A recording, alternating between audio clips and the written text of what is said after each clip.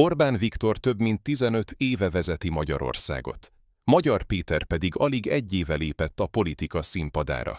Mégis, ma már sokan őket emlegetik egymás ellenpontjaként. Nézzük a 3 legnagyobb különbséget.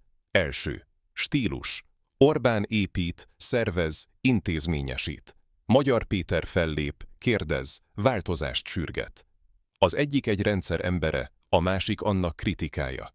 Második. Nyilvánosság. Orbán ritkán ad interjút független sajtónak.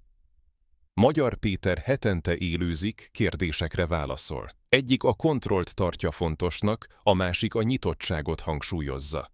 Harmadik. Politikai háttér. Orbán évtizedek óta a pártjával azonos. Magyar Péter azt mondja, ő nem pártember, hanem mozgalmat, közösséget épít.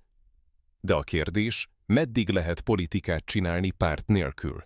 Egyikük a múltból jön, a másik talán a jövőt képviseli. Vagy csak a színpad cserélődött, a darab ugyanaz maradt?